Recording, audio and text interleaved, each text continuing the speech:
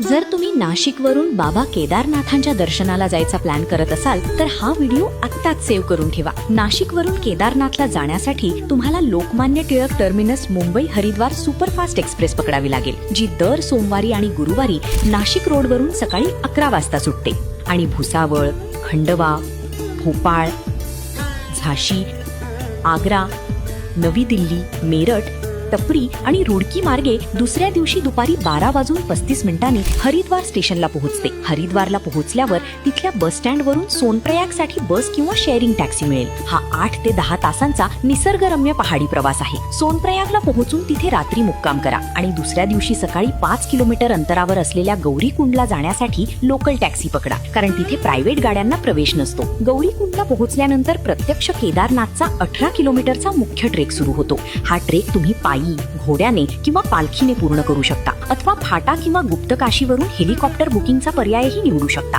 जर तुम्ही हा ट्रेक पायी पूर्ण करणार असाल तर तुम्हाला गौरीकुंडवरून केदारनाथला पोहोचायला 8 ते 9 तास लागतील। पण एक सर्वात महत्त्वाची गोष्ट लक्षात ठेवा, प्रवासाला निघण्यापूर्वी उत्तराखंड सरकारच्या वेबसाईटवर चारधाम यात्रा रजिस्ट्रेशन करणे अनिवार्य आहे। मग कोणासोबत जाणार आहात त्यांना हा व्हिडिओ आत्ताच शेअर करा आणि नाशिक ते हरिद्वारच्या तिकीट दरासाठी पिन कमेंट चेक करा। धन्यवाद।